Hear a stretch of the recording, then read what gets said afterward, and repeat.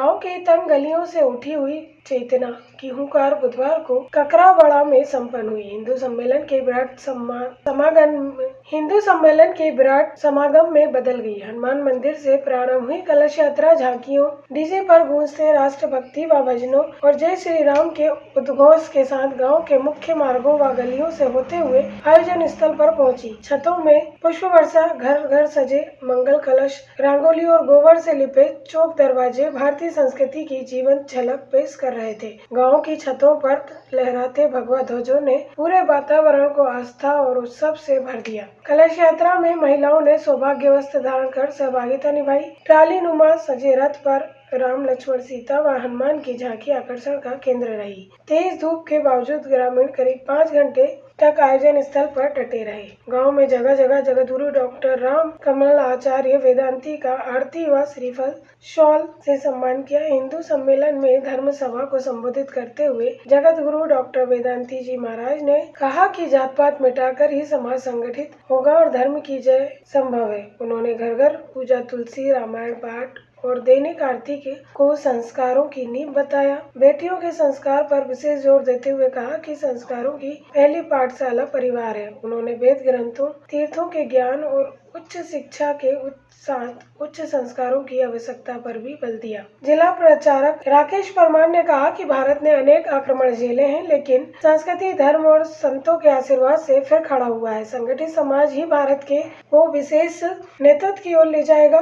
बाल विदुषी कृष्ण प्रिया दास ने हिंदू समाज को एकजुटता का संकल्प दिलाया। मंच पर वेदांत आश्रम के महंत हरिहर दास जी महाराज, ग्राम के वरिष्ठ नागरिक राम प्रसाद अय्यर, हीरालाल आदिवासी, राष्ट्रीय सेविका, जिला संपर्क प्रमुख जयश्री रघुवंशी सहित अन्य उपस्थित रहे।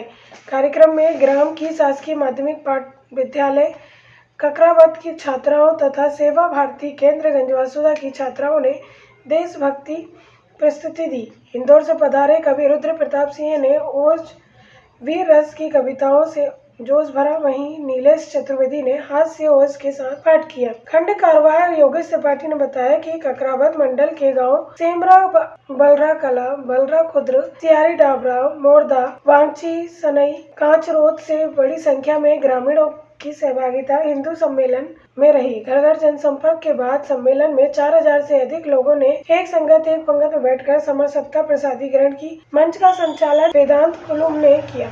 आयोजन में खंड व सेवा संयोजक भगत सिंह रघुवंशी, खंड ग्राम विकास संयोजक कमल सिंह रघुवंशी, खंड कुटुंब प्रबोधन प्रमुख भवानी सिंह रघुवंशी, खंड शारीरिक प्रमुख राघवेंद्र रघुवंशी, खंड सेवा प्रमुख मोहित रघुवंशी सहित हजारों ग्रामीण उपस्थित रहे। हे राम तो वो संवेदना है। किसी ने 4 बार राम बोल दिया तो वो कीर्तन हो जाता है, और किसी ने उससे ज्यादा बार बोल दिया तो वो साधना हो जाती है, और साधना से ही सिद्धि प्राप्त होती है, और सिद्धि से ही व्यक्ति श्रेष्ठता को प्राप्त होता है और उसका जीवन सार्थक होता है।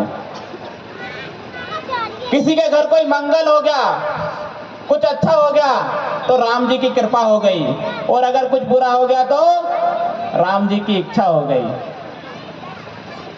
और कोई चला गया तो राम नाम सत्य हो गया।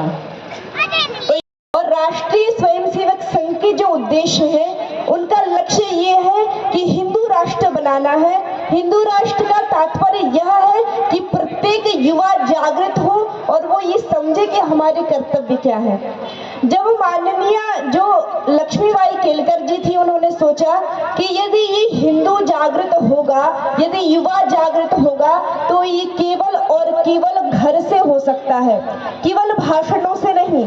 तात्पर्य यह है कि जब उन्होंने ये सोचा कि वस्तुतः यदि इस युवा को श्रेष्ठ बनाना है, बलिष्ठ बनाना है, तो सर्वप्रथम घर से जागृति का आरंभ करना पड़ेगा।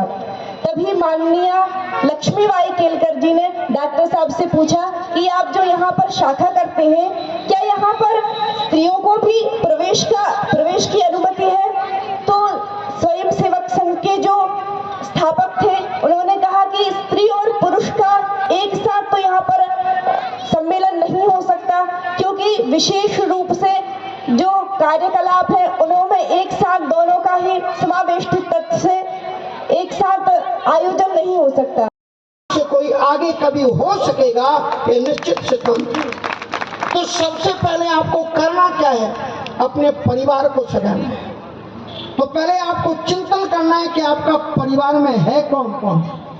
एक बहुत सुंदर बात है, श्रीमद् भागवत की बात है कि भगवान श्री कृष्ण जब अपने माता पिता को जेल से मुक्त करते हैं, तो जेल से मुक्त करने के बाद में उन्होंने क्या किया, माता पिता को प्रणाम किया। और माता पिता को जब उन्होंने प्रणाम किया तो कैसे किया, आजकल के नौजवानों की तरह नहीं कि जिनकी कमर टूट गई है, झुका नहीं जाता और ये उल्टा हाथ उनकी घुटने में मार देते, चाहे भले चोट लग जाए बेचारे बूढ़े माता पिता। नया सिस्टम मत अपनो। श्री राम, श्री कृष्ण, बलराम जी जब अपने माता पिता को प्रणाम करते हैं तो उनके घुटने को नहीं छूते और हाथ से माता पिता के पांव को नहीं छूते हैं। स्पष्ट लिखते हैं कि राम कृष्ण भवन दातौ शिरसा। गंजवासोदा से ओम प्रकाश चौरसिया की रिपोर्ट।